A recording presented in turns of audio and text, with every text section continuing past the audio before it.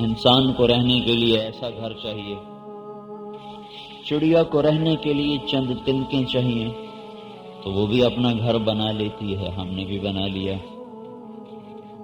اور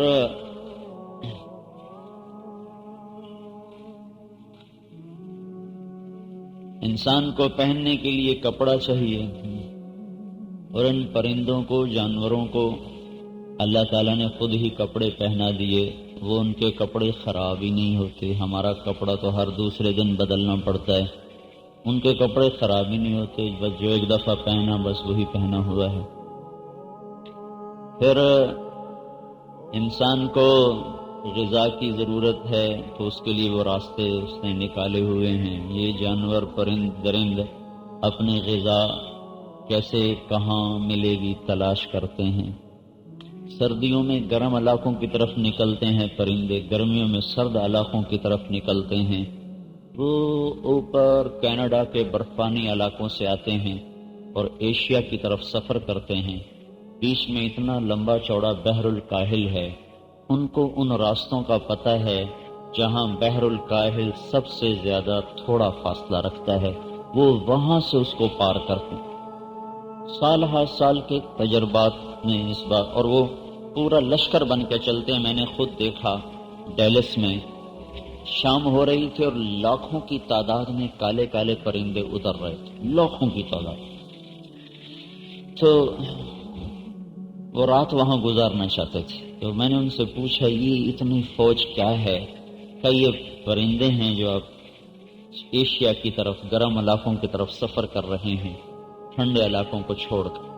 تو کہاں سے سمندر پار کرتے ہیں؟ جہاں سب سے تنگ اس کا راستہ ہے اور پارٹ سب سے تھوڑا جہاں ان کو اڑنا پڑے، وہ وہاں سے پار کرتے۔ تو کہاں سے کھانا ہے، کیا کھانا ہے، یہ سب کچھ اللہ تعالیٰ نے ان کو اپنے فضل و کرم سے، یہ علم ان کو اللہ تعالیٰ نے وافر عطا کیا ہے، اور وہ اس کے مطابق کر رہے ہیں۔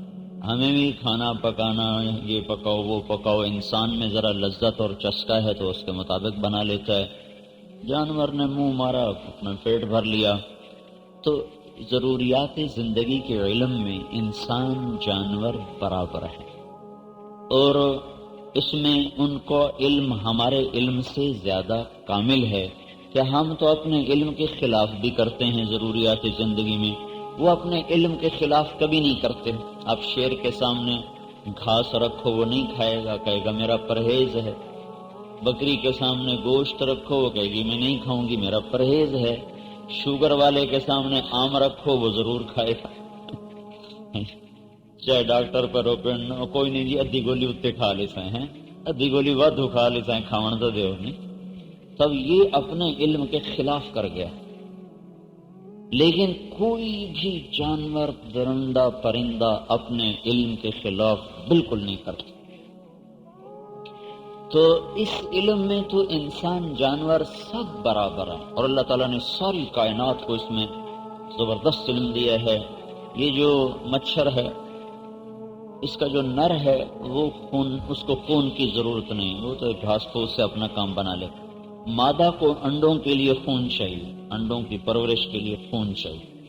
تو وہ جتنے بھی انسان کو کاٹنے والے مچھر ہیں یہ سب مادہ ہیں، نر نہیں کاٹتا۔ تو دیکھو ہم لائٹیں بجھا کے سوتے ہیں وہ پھر بھی پہنچ جاتے ہیں۔ ہماری کتنی بڑی بڑی آنکھیں ہیں، ہماری ایک آنکھ میں سینکڑوں مچھر آ جائیں، تو اس کی چھوٹی سی آنکھ ہے اور اس سے وہ کیسے ہم تک پہنچتا ہے جب کہ اندھیرا چھا چکا ہے۔ پھر وہ چادر میں سے راستہ بناتا ہے کہ مجھے کہاں پہنچنا ہے، پھر چادر میں گیا تو اور اندھیرا ہو گیا، تو اس اندھیرے میں وہ جگہ تلاش کرتا ہے۔ میری آنکھوں میں 26 کروڑ بلب لگے ہوئے ہیں، میں 26 کروڑ بلب کے ساتھ اپنی کھال کے مسام نہیں دیکھ سکتا۔ وہ اس اندھیرے رات میں ٹٹول کے دیکھ کر محسوس کرتا یہ یہاں ہے، ٹوٹی یہاں سے ملے گا، تو وہ وہاں کیا کرتا ہے، وہاں وہ کٹ لگاتا ہے۔ یہ کٹ ہوتا ہے، اس کے جبڑے میں آری کی طرح دانت ہیں، آرے کی طرح، وہ ایسے ان کو کاٹتا ہے۔ مچھر کو پھونک مارو تو اڑ جائے، تو اس کے اللہ نے کیسے دانت بنائے جو یوں کاٹ کے راستہ بنا لے۔ ایک دفعہ مچھروں نے آ کر سلیمان علیہ السلام سے شکایت کی، یہ جو ہوا ہے نا یہ ہم پر بڑا ظلم کرتی ہے، اتنی تیز چلتی ہے کہ ہم کہیں بھی نہیں کھڑے ہو سکتے، تو برائے مہربانی آپ ہوا سے کہیں کہ وہ نا ٹھیک ٹھیک چلا کرے، اتنی زور سے نہ چلے کہ ہمارا نشان ہی چلے۔ تو سلیمان علیہ السلام نے کہا بھائی وہ اس کو بھی تو بلاؤ جس کے خلاف دعویٰ کیا گیا ہے، مدعی مدعا علیہ دونوں بلاؤ۔ تو جب مدعا علیہ کو بلایا گیا تو مدعی غائب ہو گیا، ہوا کا جو جھونکا آیا تو مچھر گئے، تو دعویٰ خارج ہو گیا۔ تو یہ بیچاری ایسی حقیر سی مخلوق ہے، لیکن میں سوچتا ہوں کہ اس کے وہ کیسے دانت ہیں جو ہماری کھال کے اندر وہ جگہ کو جا کے کاٹ لیتے ہیں، کٹتے ہوئے باریک سا سوراخ ہوتا ہے، اس میں سے خون نے نکلنا ہے، اور خون میں ایک لیسدار مادہ ہے جو زخم کے ہوتے فوراً اوپر آ کر ایسے جال بن دیتا ہے تاکہ خون باہر نہ نکلے۔ اگر یہ مادہ نہ ہو تو پھر ہمارا چھوٹے سے زخم سے بھی سارا خون بہہ جائے۔ تو اللہ تعالیٰ نے اس میں ایک لیسدار مادہ پیدا کیا، وہ اوپر آ کر نہ ہو تو ایسے ایک وہ اس کو جما دیتا ہے، سیمنٹ کی طرح اس پر وہ لیپ کر دیتا۔ تو اب مجھے یہ بتاؤ اس مچھر کو کس نے بتایا کہ یہ کام اگر ہو گیا تو پھر تیری ساری محنت گئی؟ تو جو ہی وہ کاٹتا ہے اس کے ساتھ ہی اس کے یہاں اندر گلے میں دو چھوٹی چھوٹی تھیلیاں ہیں، اس میں اس نے سپرے رکھا ہوا ہے، تو فوراً اس کے اوپر سپرے کرتا ہے۔ یہ سپرے کیا کرتا ہے؟ یہ اس خون کے اس لیسدار مادے کو پتلا کر دیتا، اس کو تحلیل کر دیتا۔ یہ کام چند سیکنڈ میں ہو جاتا ہے سارے کا سارا۔ اس کو وہ مارتا ہے، سپرے کرتا ہے، وہ تحلیل ہوتا ہے، تو پھر اس کو پتا ہے اس کی جو سونڈ ہوتی ہے نا اس کے اوپر ایسے یہ ڈاکٹروں نے ٹیکے کے اوپر چڑھائی ہوتی ہے کیپ، یہ تو ہمیں 100 ٹیکا ہکن لا چھڑن کیپ بٹا بٹا کے، لیکن اس کو پتا ہے کہ یہ اگر یہ سیپٹک ہو گئی تو میری خیر کوئی نہیں، تو ہر وقت اس کا سے بند رکھتا ہے۔ ہر وقت جب وہ کٹ لگاتا ہے پھر سپرے کرتا ہے، اس وقت پھر اپنی کیپ کو پیچھے ہٹاتا ہے، سونڈ کو آگے لے جاتا ہے، اس میں سے سرنج بھرتا ہے، اور پھر ایسے تبل بجاتا جاتا ہے کہ جا رہا ہوں جو کرنا ہے میرا کر لیں۔ ان اللہ لا یستحی ان یضرب مثلا ما بعوضۃ فما فوقها، اللہ نے کہا میں مچھر کی مثال دیتے ہوئے شرماتا نہیں ہوں، تم دیکھو سے اس مچھر میں تیرے رب کی کیسی قدرتیں کام کر رہے ہیں۔ تو اس ضرورتوں کے علم میں ترقی کرنے سے انسان جانوروں پرندوں کی صف سے آگے نہیں نکل سکتا۔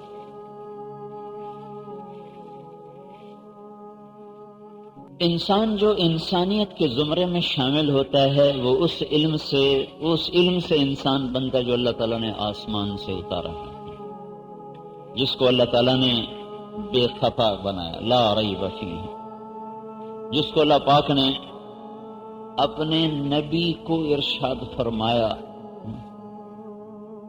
وَأَنزَلَ اللَّهُ عَلَيْكَ الْكِتَابَ وَالْحِكْمَةَ وَعَلَّمَكَ مَا لَمْ تَكُنْ تَعْلَمُ وَكَانَ فَضْلُ اللَّهِ عَلَيْكَ عَظِيمًا۔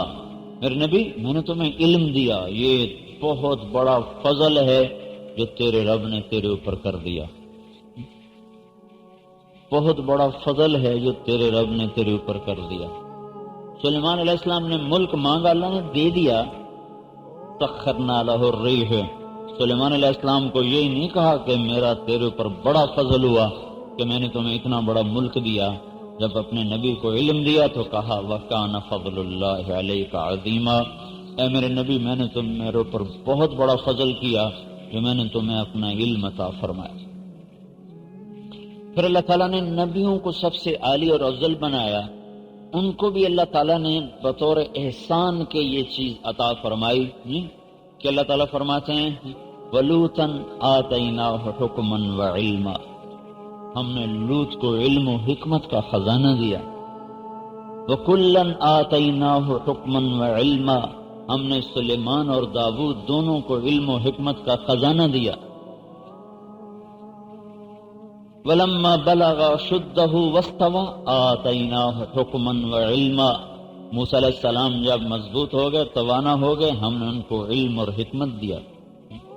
فلما بلغ اشدہ آتیناہ حکما وعلما، جب یوسف جوان ہو گئے تو ہم نے اس کو علم اور حکمت کا خزانہ دیا۔ ایک ایک نبی کے بارے میں دیکھو اللہ کیسے بطور احسان کے فرما رہا ہے کہ ہم نے تمہیں علم دیا، ہم نے تمہیں علم دیا، ہم نے تم پر علم کو اتارا۔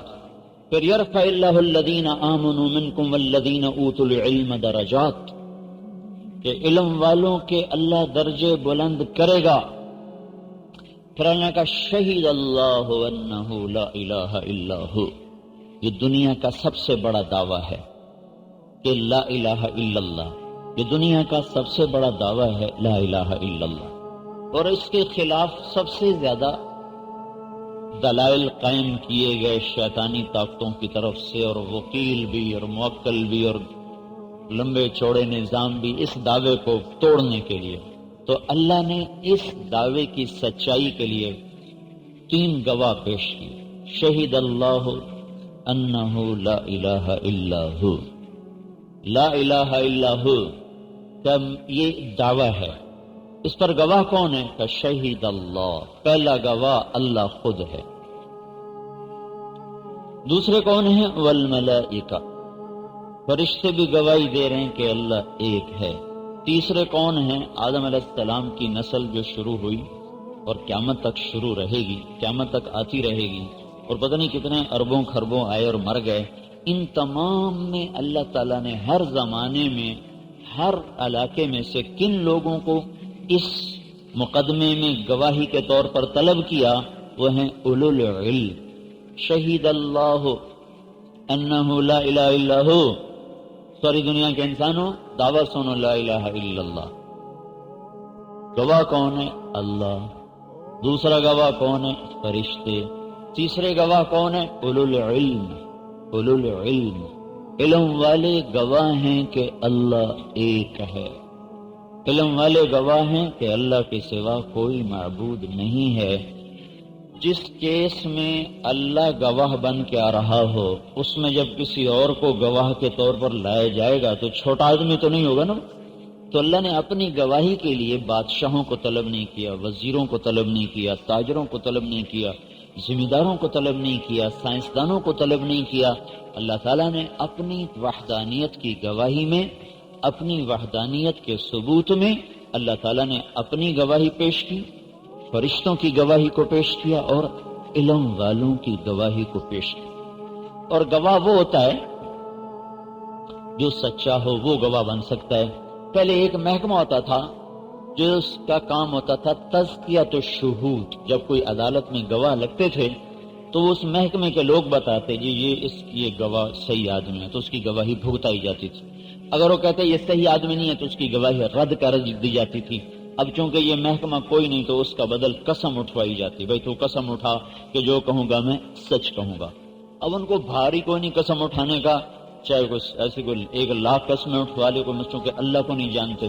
تو اللہ تبارک و تعالیٰ نے جب ان کو گواہی کے طور پر پیش کیا تو ساتھ ہی یہ بات بھی ثابت ہو گئی کہ اللہ تعالیٰ نے ان کا تزکیہ بھی کر دیا کہ گواہی وہی دے سکتا ہے جو عادل ہو، جو سچا ہو، جو کھرا ہو۔ تو گویا اللہ تعالیٰ علم والوں کی گواہی کے ساتھ ان کی سچائی کو بھی بیان کر رہا ہے، ان کی امانت کو بھی بیان کر رہا ہے، ان کے صدق کو بھی بیان کر رہا ہے۔ پھر اللہ تبارک و تعالیٰ نے اس گواہی میں اپنا ذاتی نام استعمال کیا، صفاتی نام استعمال نہیں کیا، اور اپنے نام کے ساتھ اللہ تعالیٰ نے علم والوں کے نام کو جوڑا۔ یہ شہید جب یہ آیت اتری تھی، اس آیت کے ساتھ 12,000 فرشتے آئے تھے۔ یہ رات کو آیت اتری تھی شہید المکہ میں، اس آیت کے ساتھ 12,000 فرشتے آئے تھے، اور جب یہ آیت اتری تھی تو مکے کے سارے بت دھڑم سے زمین پہ جا گرے تھے، اونھے منہ زمین پہ گر گئے تھے۔ تو اللہ تعالیٰ نے اپنی وحدانیت کی گواہی کے لیے علم والوں کو طلب کیا، تاجروں ذمہ داروں کو طلب نہیں کیا۔ پھر اللہ تبارک و تعالیٰ نے ایک بڑی خوبصورت بات کہی۔ لوگوں کو بہت سی چیزوں پہ فخر ہوتا ہے، کہتا ہے میں تاجر ہوں، میں ڈاکٹر ہوں، میرا ہسپتال ہے، میرا کارخانہ ہے، میری زمینیں ہیں، میں PhD ہوں، میں سائنسدان ہوں، میں صدر ہوں، میں وزیر ہوں، بہت سی نسبتیں ہیں جن پر لوگ فخر کرتے ہیں. تو اللہ ہمیں کہہ رہا ہے میں تمہیں بتاؤں کس چیز پہ فخر کرنا ہے, کس چیز پہ خوش ہونا ہے. قل بفضل اللہ وبرحمتہ. فضل سے مراد ایمان ہے اور رحمت سے مراد علم ہے. ابن القیم رحمۃ اللہ علیہ نے کہیں اس کو نقل کیا ہے کہ فضل سے مراد ایمان ہے اور رحمت سے مراد علم ہے. فَبِذَلِكَ فَلْيَفْرَحُوا. جب لوگ کہیں گے نا میں بڑی اچھی انگریزی بولنے والا ہوں, یہ بڑی اچھی انگریزی بولتی ہے, اس نے تو ماسٹر کیا ہوا ہے, اس نے تو پی ایچ ڈی کیا ہوا ہے, اور اس نے وہ کیا کہتا ہے کمپیوٹر کیا ہوا ہے, ہر کوئی اپنے اپنا فخر کرے گا نا. تو میرا اللہ کہہ رہا ہے میں تمہیں بتاؤں تم کس چیز پر فخر کرو, تم میرے علم پر اور میرے دیے ہوئے ایمان پر فخر کرو. فَبِذَلِكَ فَلْيَفْرَحُوا. صرف اسی کے ساتھ فخر کرنا اور کوئی چیز قابل فخر نہیں ہے. هُوَ خَيْرٌ مِّمَّا يَجْمَعُونَ. ساری دنیا کے مال دولت ڈگریاں, ساری دنیا کے مال و متاع اسباب, اس سے بہتر ہے جو اللہ نے تمہیں علم دیا, جو اللہ نے تمہیں ایمان دیا, یہ اس سے بہت زیادہ بہتر ہے اور بہت زیادہ بڑھ کر ہے. نبیوں کو علم دیا تو بطور احسان کے بتایا. وَمَن يُؤْتَ الْحِكْمَةَ فَقَدْ أُوتِيَ خَيْرًا كَثِيرًا. جس کو ہم نے علم جس کو حکمت ملی اس کو سب کچھ ملا, بہت کچھ ملا. اور کیا ہے, ایک شاعر کا شعر ہے کہ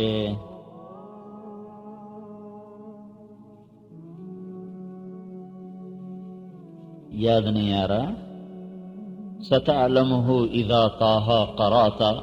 اس کا آخری مصرع یہ ہے سَتَعْلَمُهُ وَبَيْنَهُمَا. کیا ہے وہ دنیا کے مال و متاع اور علم میں مقابلہ کر رہے ہیں. وہ کہتے ہیں کہ وَبَيْنَهُمَا کیا ہے بَوْنٌ, ان دونوں میں بڑا فرق ہے, بڑا فرق ہے. سَتَعْلَمُهُ إِذَا طَاهَا قَرَأْتَ. اگر تو سورہ طٰہٰ پڑھ لے تو تجھے پتہ چل جائے کہ دنیا کے مال و متاع میں اور اللہ کے علم میں زمین آسمان کا فرق ہے. سورہ طٰہٰ میں کیا ہے جو کہہ رہے ہیں سَتَعْلَمُهُ إِذَا طَاهَا قَرَأْتَ. جب تو سورہ طٰہٰ پڑھے گا نا تجھے پتہ چل جائے گا کہ ساری دنیا کے خزانوں سے زیادہ قیمتی اللہ تعالیٰ کا علم ہے, آسمان سے اترا ہوا. سورہ طٰہٰ میں کیا ہے, اللہ تعالیٰ اپنے نبی سے کہہ رہا ہے وَقُلْ رَبِّ زِدْنِي عِلْمًا. اے میرے نبی مجھ سے مانگا کر کہ یا اللہ میرا علم زیادہ کر دے. یہ اس آیت کی طرف اشارہ ہے کہ اے میرے نبی مجھ سے مانگا کر. وَقُلْ رَبِّ زِدْنِي عِلْمًا. اے میرے نبی مجھ سے مانگا کر کہ یا اللہ میرا علم زیادہ کر دے. اسے کہتے ہیں دو بھوکے نہیں بھر سکتے, ایک پیسے کا بھوکا ایک علم کا بھوکا, دونوں کو قبر کی مٹی ہی بھرے گی. تو میرے بھائیوں بہنوں بڑے خوش نصیب ہیں وہ بچے بچیاں, وہ مرد عورت جن کو اللہ یہ نسبت عطا فرماتا, کیونکہ یہ وہ علم ہے جو آداب زندگی بتاتا ہے, جو اسلوب زندگی بتاتا ہے, جو طریقہ زندگی بتاتا ہے, جو خیر اور شر کے معیار بتاتا ہے, جو مقصد زندگی کا پتہ بتاتا ہے. کاروان زندگی کی کیا منزل ہے وہ یہاں سے پتہ چلتا ہے اور کہیں سے بھی نہیں پتہ چلتا. تو چونکہ آج کے دور میں اس کا رواج نہیں ہے, اس کی عظمت نہیں ہے, تو جب ہم نے یہ کیونکہ بچیوں کے مدرسے کا تو اب رواج ہو نا, پہلے تو بچوں کے مدرسے میں بھی کوئی رواج نہیں تھا اور بالکل سرحد کے لڑکے پڑھا کرتے تھے, پنجاب کا لڑکا ہی کوئی نہیں ہوتا تھا. وہ جب کوئی ایسے ادھر متوجہ ہوتا تو سارے کہتے تو روٹی کہاں سے کھائے گا, تیرا گزارا کیسے ہوگا. جب میں نے کالج چھوڑ کے مدرسے چلا گیا تو کبھی کبھی اپنے دوستوں سے ملنے لاہور چلا جاتا تھا، رائمنڈ سے چلا جاتا تھا۔ ایک دفعہ میں گیا تو لاہور وہ گورنمنٹ کالج کا ہوتا تھا نیو ہاسٹل،